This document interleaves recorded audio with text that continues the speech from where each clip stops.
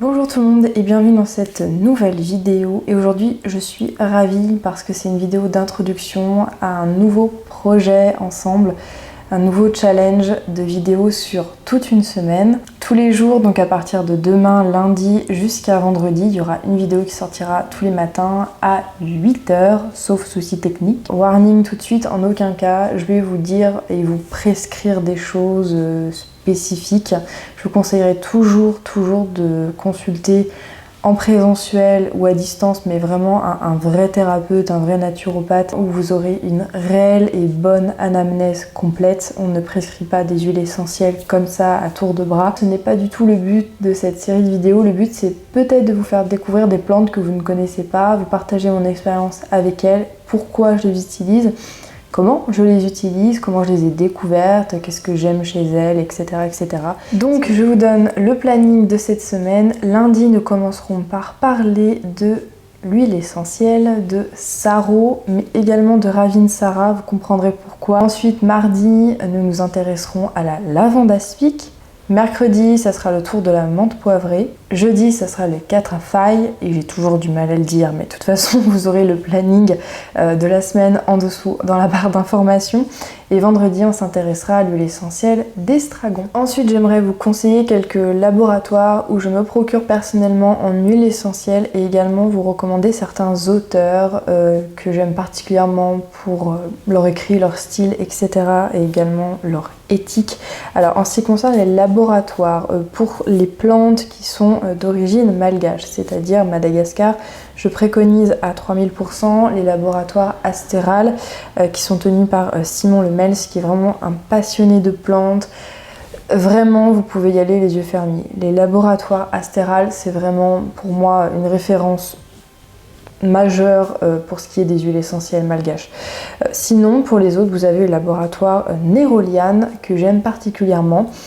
Et enfin, si vous avez vraiment un très petit budget, Aromazone, mais toujours en biologique. Ensuite, au niveau laboratoire, pour des compléments alimentaires, j'en profite de cette vidéo introductive pour également vous donner quelques références en qui j'ai confiance.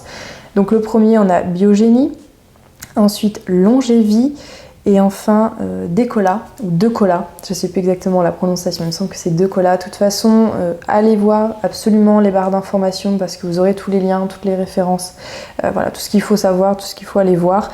Ensuite, en organisme de formation, vraiment que je vous conseille, vous avez le NEMI. En magazine très intéressant et vraiment assez pertinent, toujours un petit peu dans l'air du temps, au sujet des plantes, vous avez le magazine qui s'appelle Plantes et bien-être du collectif alternatif santé bien-être. Vraiment, je vous conseille leurs écrits, mais pas nécessairement leur système de mail, parce qu'ils envoient beaucoup de mails. Voilà. Au début, je m'étais un petit peu inscrit à toutes les newsletters qui partaient de chez eux, et en fait, c'était trop. Donc je me suis abonnée vraiment réellement au magazine format papier, donc Plantes et bien-être, et vous en recevez un tous les mois. Et c'est vraiment génial. À chaque fois, c'est des petits cours, des petites piqûres de rappel, et j'aime vraiment beaucoup. Et pour ce qui est des auteurs, alors la liste, bien sûr, j'en ai oublié plein, et bon, voilà, mais c'est un petit peu ce qui m'est venu sur le coup. Bien sûr, au sujet des huiles essentielles et notamment de la médecine aromatique intégrée, l'aromathérapie quantique, sensitive, olfactive, etc. Je vous en ai parlé dans ma vidéo favori il y a très peu de temps. Vous avez le docteur Pénoël, tous ses écrits en règle générale. Ensuite, vous avez évidemment Jacques Florentin, bon voilà. Après, vous avez Jean Valnet, voilà, une référence encore une fois. Daniel Festi, j'ai beaucoup aimé sa Bible des huiles essentielles, voilà, très accessible, c'est un des premiers livres sur le sujet que j'ai eu. Et dans un autre style, vous avez Claudia Renville, qui a notamment publié l'encyclopédie de la métamédecine. Alors, on ne parle pas d'huile essentielle, mais j'ai trouvé que c'était un bon complément pour les gens qui vont s'intéresser peut-être plus à l'aromathérapie d'un point de vue olfactif et sensitif. Voilà, bon, pas seulement l'aromathérapie physique. Je ne suis pas là pour vous faire des prescriptions et je ne répondrai pas, ou alors de façon très évasive à toute potentielle question très précise parce que tout simplement ça serait dangereux. Je reçois régulièrement des mails par rapport à la candidose parce qu'il y a des années de ça j'avais fait des vidéos à ce sujet. J'avais donné un petit peu toutes mes astuces et ce qui m'avait aidé en naturel au sujet de la candidose, donc l'infection à Candida albicans, et j'ai reçu vraiment des messages de personnes qui me demandaient carrément de leur prescrire des choses et de faire des consultations. Mais sans avoir vraiment l'anamnèse. C'est des questions vraiment thérapeutiques avec une pathologie avérée ou que vous soupçonnez.